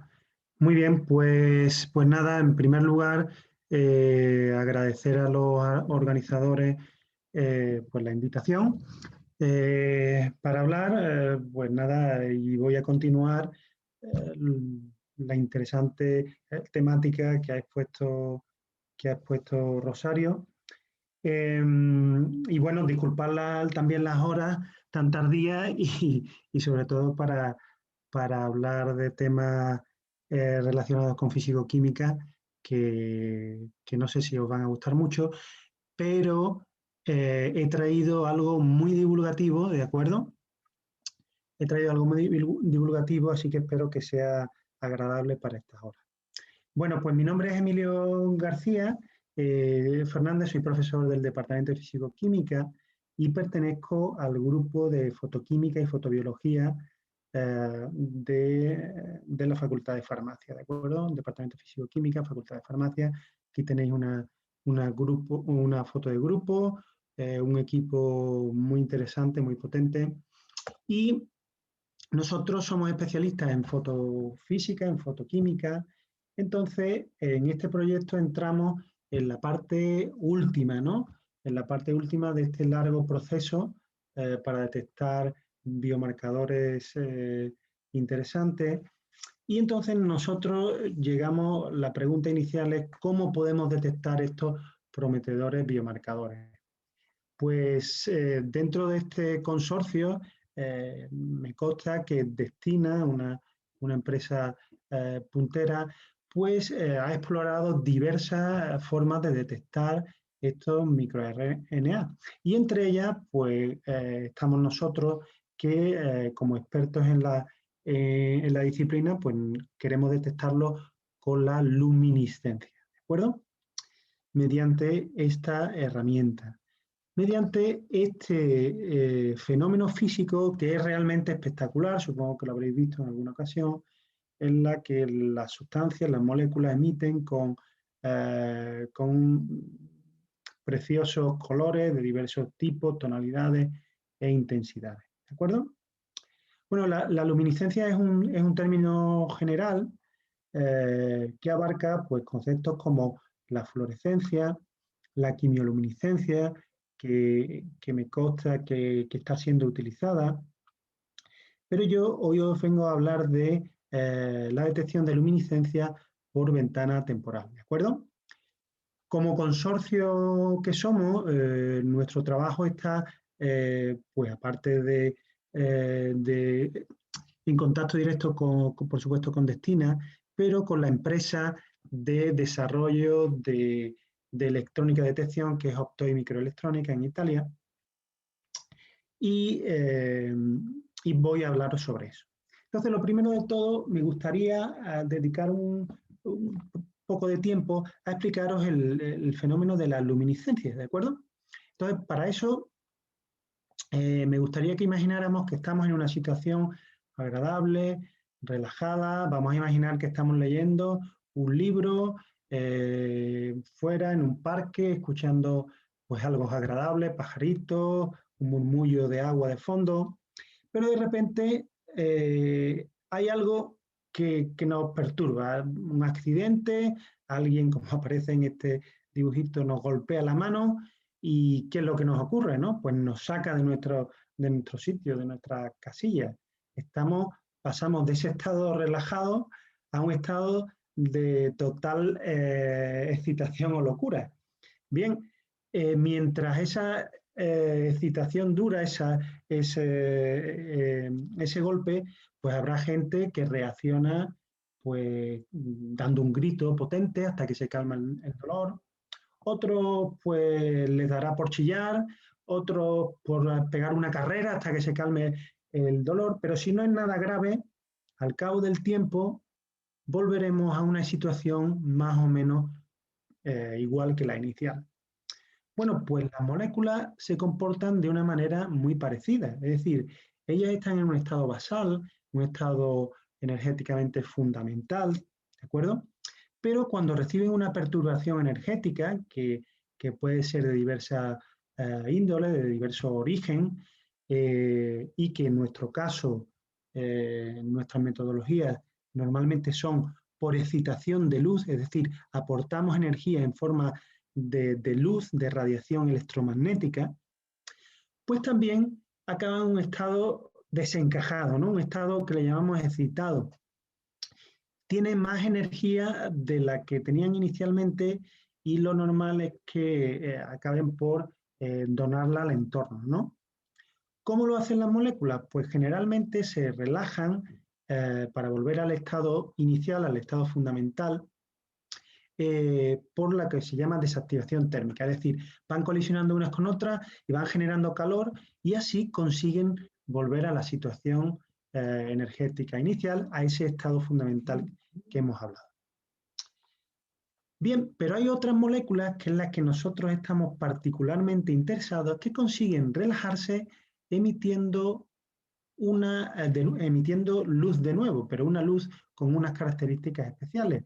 Como veis, luz intensa, de colores brillantes y de diferentes colores. ¿De acuerdo? Bien, pues nosotros estamos interesados en controlar y usar para nuestro beneficio este proceso por el cual las moléculas se excitan electrónicamente y vuelven a su estado inicial emitiendo luz. ¿De acuerdo? ¿Por qué estamos interesados en ese fenómeno? Porque es muy poderoso, es tremendamente poderoso. Nos da múltiple información. Fijaros, en el proceso este de excitación de las moléculas, de los electrones y vuelta al estado inicial, podemos obtener información, por ejemplo, con la intensidad de la luz con la que emiten, ¿no? Podemos ver también información espectral, es decir, información de con qué color emiten, si en el azul, en el verde, en el amarillo, en el naranja, quizás en el rojo. Podemos ver también cómo estas moléculas interaccionan con la luz polarizada y cambian la polarización de la luz. Y una particularidad que a nosotros nos interesa muchísimo es la cinética con la que vuelven al estado inicial, es decir, la velocidad con la que vuelven. A eso le llamamos decaimiento de luminiscencia o tiempo de vida de fluorescencia, es decir, el tiempo de vida promedio que están en el estado excitado antes de emitir luz, ¿de acuerdo?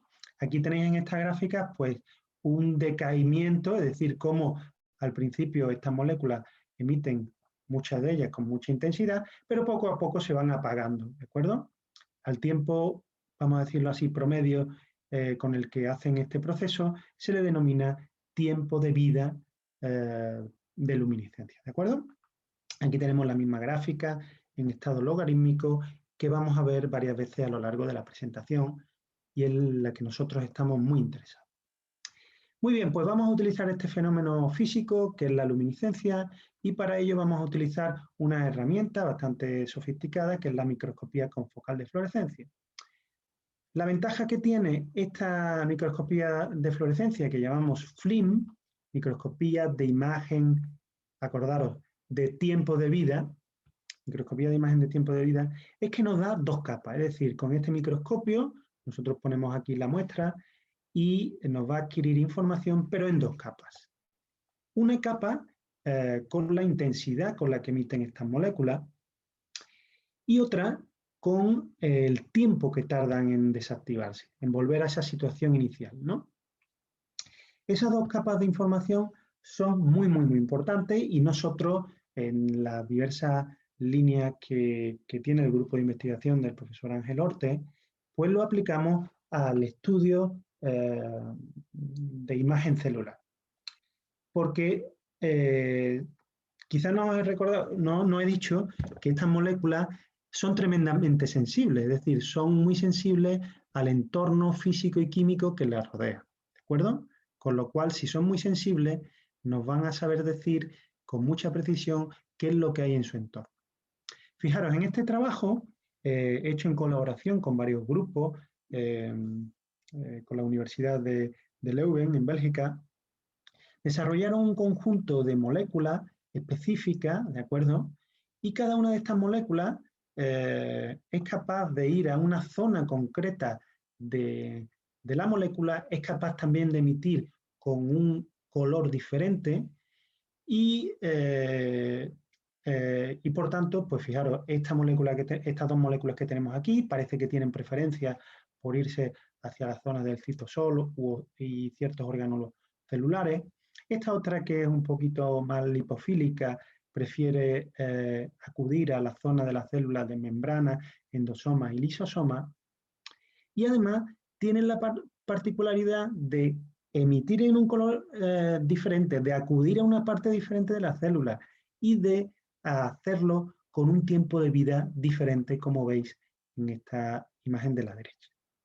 Así que estas técnicas de microscopía de fluorescencia son técnicas relativamente poco invasivas y permiten el estudio a nivel molecular de los procesos que ocurren en las células.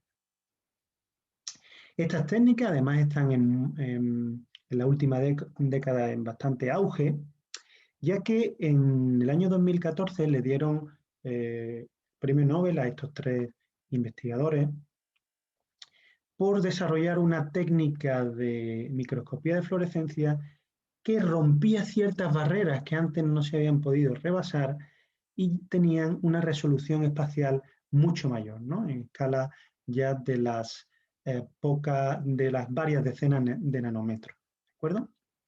De esta manera, en lugar de microscopía, se le llamó nanoscopía, ¿no? La capacidad de llegar aún más lejos.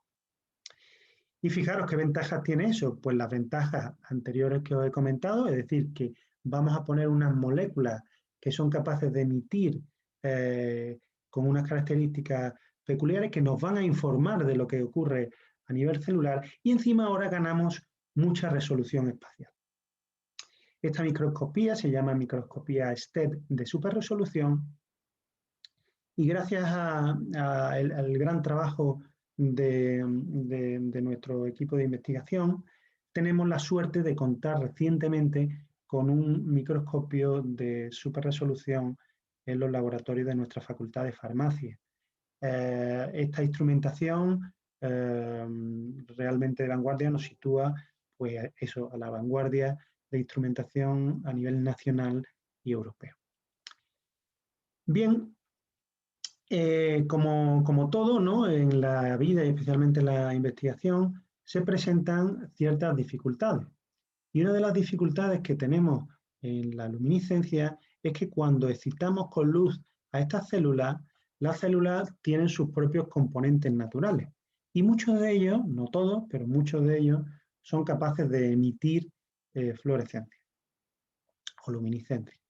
Esto se le llama autofluorescencia o fluorescencia natural de las células y, pues claro, contribuyen interfiriendo a la señal de las moléculas que nosotros diseñamos y ponemos en las células. De hecho, como hay tantos componentes en la naturaleza, fijaros que tenemos desde aminoácidos y compuestos fenólicos que emiten en la región ultravioleta azul, compuestos flavonoides, flavoproteínas que emiten en la región verde-amarillo, tenemos los carotenoides y porfirinas que emiten en la región naranja-rojo, con lo cual en toda la región espectral tenemos potenciales interferentes naturales. Pero nosotros, os dije antes que contamos con que la fluorescencia nos da múltiple información y contamos con la poderosa herramienta del tiempo, ¿de acuerdo? Contamos con el tiempo. Fijaros que la autofluorescencia, es decir, la fluorescencia natural que tienen las células, emiten en diferentes zonas espectral, pero emiten normalmente en la escala del nanosegundo entre un nanosegundo y los 8 o 9 nanosegundos, la primera decena de la escala de los nanosegundos. Muy bien, así que la pregunta ahora clave es no solo cómo detectar estos biomarcadores, que hemos dicho que vamos a utilizar luminiscencia, sino cuándo es el momento correcto de detectarlos.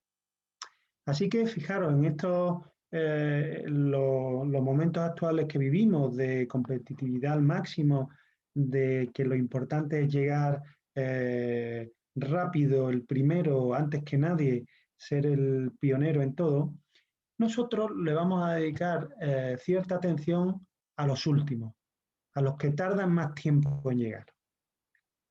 De esta manera vamos a contar con una especie de doble visión, ¿no? Como tienen algunos animales que son capaces de ver de otra manera la realidad. Nosotros vamos a contar con esta visión especial. Y para ello tenemos que contar con unas moléculas muy especiales, como las que aparecen en la tabla, que son moléculas que son capaces de emitir luminiscencia, pero con un tiempo de vida largo, es decir, tardan mucho en desactivarse, en emitir esa luz. Tenemos compuestos orgánicos, como la acridona que utilizamos nosotros, que están ya en la segunda decena de nanosegundos. Tenemos compuestos como el CETAU, que hemos utilizado también nosotros, en los 20 y pico nanosegundos. Y luego tenemos también complejos de metales de transición, que se van ya a las centenas de nanosegundos, y compuestos muy especiales, complejos de lantánidos, de los cuales tenemos grandes especialistas en nuestro grupo de investigación, que emiten ya en la escala del microsegundo, centenas de microsegundos e incluso el milisegundo. También existen otras partículas y nanopartículas que emiten a largos tiempos de vida. Bueno, entonces cuando nosotros excitamos en la microscopía de fluorescencia una célula y vemos la señal que nos da de vuelta, existen varias contribuciones. Una primera de ellas es la dispersión de la luz debido a la excitación de la muestra. Otra de ellas es la autofluorescencia natural que os he comentado, es decir, debido a los componentes propios de la célula. Y luego está la que a nosotros nos interesa, que es la señal de las moléculas que hemos diseñado para que nos den información de lo que está ocurriendo en esa célula. Quizás haya varias de esas moléculas de diferentes tipos, con lo cual vamos a tener ahí diferentes moléculas que nos están emitiendo. Eso en la escala del tiempo nos hace que sea muy interesante detectar la señal de luminiscencia, pero en tiempos diferentes, en escalas temporales diferentes, como vemos aquí. En la escala del nanosegundo emitirán una sustancia, en la escala del microsegundo otras, y en la escala del milisegundo otra.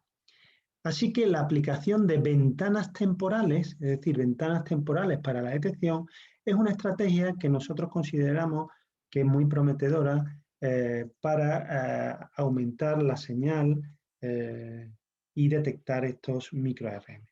Fijaros, aquí tenemos una escala temporal con los procesos de excitación, que son los procesos que ocurren a tiempos más rápidos. Luego los procesos con los que emiten la autofluorescencia, los componentes de las células, que decaen a unos tiempos, como hemos dicho, de las pocas decenas de nanosegundos. Y luego las sustancias en las que nosotros estamos, los compuestos en los que nosotros estamos interesados, que emiten a más larga longitud de onda y que es lo que nosotros queremos ocuparnos. De esta manera la estrategia es esperar a que todo lo que no nos interesa termine, que sería esta zona que hay aquí, y ocuparnos solo de una ventana temporal más larga en la que solo está emitiendo la molécula que nosotros queremos y en la que estamos interesados. Mira, esto lo hemos hecho en nuestro grupo de investigación con diversas situaciones, ¿no? Aquí tenemos una molécula diseñada por el grupo del Departamento de Orgánica, del profesor Juanma Carvajal, que es una acridona, que la hemos comentado antes. Y fijaros que aquí tenemos el decaimiento de la fluorescencia de la acridona y este es el decaimiento de la autofluorescencia. Aquí tenemos las imágenes de microscopía. Fijaros que la célula por sí sola emite fluorescencia. Veis que no se termina de ver muy bien, pero hay unas zonas que emiten más que otras y se consigue distinguir. Cuando nosotros incubamos esas células con estas moléculas, acridonas, vemos que se ve ya mejor la esta célula, pero detrás de esa luz que vemos está la autofluorescencia. Si nosotros esta señal que hemos recibido cogemos solo parte de ella, que sería coger una ventana temporal, pues lo que vemos es que la imagen por ventana temporal de la célula por sí sola no se ve nada, mientras que nuestra molécula acridona sigue emitiendo. Bueno, avanzo un poquito más rápido, creo que se me agota el tiempo. Bueno, solo deciros que esto es útil no solo para quitarnos la autofluorescencia, sino que fijaros que aquí tenemos esa misma célula incubada con sondas para la colocalización, los trackers, que vemos que somos capaces también de eliminarlos cuando aplicamos ventanas temporales para la detección. Bien, ese microscopio de superresolución que tenemos ahora en la Facultad de Farmacia, por suerte, en la Universidad de Granada, fijaros que es capaz de hacer también una metodología que se llama PLIM, que es la microscopía de imagen de tiempo de vida de fosforescencia, es decir, de aquellos procesos luminiscentes que tardan más en terminar, en desactivarse. En esta prueba de concepto, lo que nosotros hemos hecho es incubar una nanopartícula, cosa de la que, por otra parte, es especialista el grupo de Rosario, de Nanogenetic, etcétera, etcétera. Y fijaros cómo estos complejos de lantánido son capaces de desactivarse en la escala del milisegundo, mientras que este otro fluoróforo muy bueno para microscopía de fluorescencia y muy conocido, Alexa, se desactiva en la escala del nanosegundo. Si nosotros ponemos en una muestra nanopartículas con uno y otro fluoróforo, veríamos estas imágenes que tenemos aquí, de FLIM.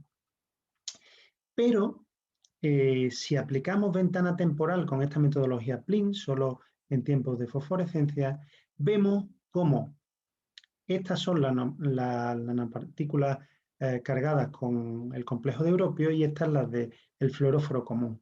Cuando aplicamos la ventana temporal, desaparecen aquellas nanopartículas cargadas con fluoróforos de tiempo de vida corto y nos quedan solo las que están cargadas, como veis en las imágenes, con fluoróforos con tiempo de vida largo. Bueno, voy terminando, voy a intentar hacerlo lo más rápido posible porque además esto lo ha explicado muy bien Rosario. Vamos a intentar unir eso con la tecnología de química dinámica de Destina y entonces a los microARN objetivo, lo que vamos a hacer es incubarlos con las sondas específicamente diseñadas por Destina y a la molécula encargada de interrogar la secuencia correcta la vamos a etiquetar con uno de estos fluoróforos de tiempo de vida largo. De manera que si la sonda es la correcta va a poder entrar en este bolsillo molecular y si no, no va a poder entrar. Nosotros aparte vamos a pegar esos microARN hibridados en unas nanopartículas para separar las buenas de las malas, por así decirlo, ¿de acuerdo? Se van a quedar pegadas en estas nanopartículas y las vamos a llevar al microscopio. Fijaros que aquí tenemos una muestra control. Una muestra control, si le hacemos una imagen de FLIM, vamos a ver que tiene poco, pero tiene algo de fluorescencia. Este es su tiempo de decaimiento. Vemos que por esta zona se ha desactivado totalmente. Y ahora ponemos sobre esa nanopartícula una con el microARN objetivo que conseguimos detectar. Lo primero que vemos es que tenemos más intensidad. Tenemos más intensidad, pero además vemos que su tiempo de desactivación es más largo. Pues vamos a aplicar ventanas temporales, es decir, lo que vamos a ir es cerrando la ventana temporal hacia zonas más largas, ¿de acuerdo? Y vais a ir viendo cómo la imagen del control, es decir, lo que no nos interesa, se va a ir apagando, mientras que el fluoróforo objetivo, el microARN objetivo, permanece.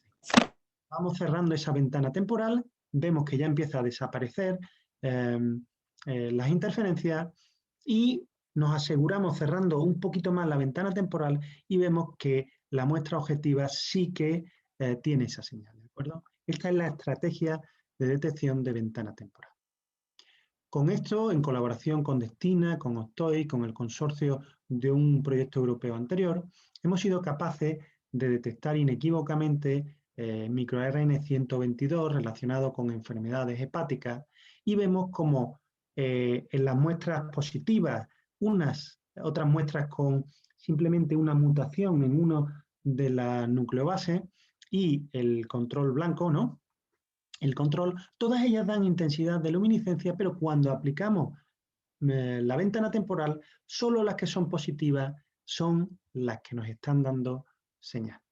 Es decir, con eso conseguimos quitarnos mucha interferencia de fondo, que es una de las dificultades de la luminiscencia. Conseguimos hacer una recta de calibrado con la concentración y llegamos a concentraciones tan bajas de microRN como la escala del picomolar. Bien, este trabajo pues lo hicimos, como os he dicho, en una colaboración muy interesante, magnífico. Ya os digo que estos proyectos europeos son muy interesantes, muy enriquecedores porque hay colaboración de gente de empresa, gente de universidad. Aquí tenemos una foto de familia con gente de la Universidad de Trento, gente de Octoy. Aquí estaban algunos colaboradores de una universidad brasileña. Tenemos la gente de Destina. Bueno, y en este trabajo, pues exitosamente conseguimos detectar, distinguir entre pacientes sanos y pacientes con enfermedades hepáticas debido a intoxicaciones farmacológicas. Y para ello lo que hicimos es tomar sueros de pacientes reales, aplicar toda la tecnología de Destina y detección por ventana temporal y conseguimos detectar muestras de pacientes sanos de muestras de pacientes con esta enfermedad hepática. Bueno, no entro en más detalles porque tampoco hay tiempo. Solo deciros que estos trabajos tan transversales con colaboraciones empresariales de diversas universidades son realmente enriquecedores, experiencias muy bonitas. Aquí tenemos una foto de familia y además de trabajar duro, pues tenemos momentos en los que disfrutamos realmente mucho de las interacciones humanas. Para terminar, como mensaje para llevar, Rosario, no sé si quieres decir tú algunas cuestiones, pero si quieres las menciono yo. Para terminar, hemos visto que las biopsias líquidas es una clara y potente alternativa a la biopsia convencional, menos invasiva, entre otras cosas, que los microARN circulantes son excelentes y prometedores biomarcadores para el diagnóstico clínico, como hemos probado en varios trabajos, que la detección de microRNA basada en la tecnología de química dinámica de Destina es realmente exitosa para el diagnóstico molecular del cáncer y que las posibilidades de detección con una de las herramientas de detección, que es esta que hemos visto de luminiscencia por ventana temporal, pues nos pueden ayudar para llegar cada vez más bajo al límite de detección cada vez más bajo. Pues nada, muchísimas gracias por vuestra atención y por aguantarnos en estas horas tan difíciles y bueno, pues estoy a vuestra disposición. Muchísimas gracias, Emilio. Yo creo que ha quedado clarísimo por parte de los dos, tanto por tu parte como por la de Rosario. Es un proyecto, la verdad, que es muy prometedor. Yo voy a mutear. ¿Lo tienes? Mira.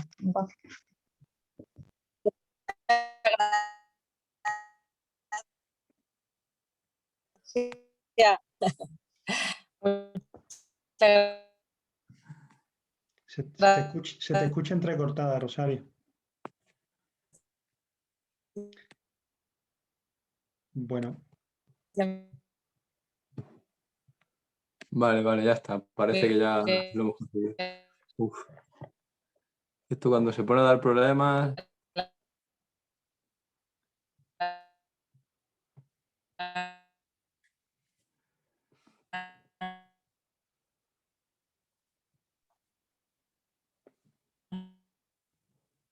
Bueno, no estoy escuchando a ahora mismo a nadie.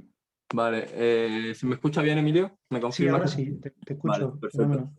Pues nada, que muchísimas gracias. Simplemente quería eso, agradeceros y que si alguien tiene alguna pregunta, que la ponga por el chat. Y yo estaré encantado de comunicarle o que abra el micrófono directamente y la comente. Voy a leer el chat a ver si hubiera alguna. Por el chat, eso, ponen agradecimiento, muchas gracias, muy interesante. Pero no hay ninguna preguntilla, ¿vale? Si alguien tiene alguna, que abra el micro sin problema y si no, pues damos por finalizada la sesión de la mañana y nos vemos a las 4:45 con la charla de Mario, de Sefi Food, que nos va a hablar de trolas en la alimentación. Va a ser muy interesante, así que nos vemos a esa hora. El enlace de la asistencia, vale. El que se quiera meter a la serie de conferencias de la tarde puede hacerlo a través del mismo link, ¿vale? Vamos a entrar con el mismo link y la misma contraseña, sin problema. Vamos a estar hasta las 8, tenemos varias conferencias por delante. Muchísimas gracias a todos y nos vemos. Hasta luego, gracias.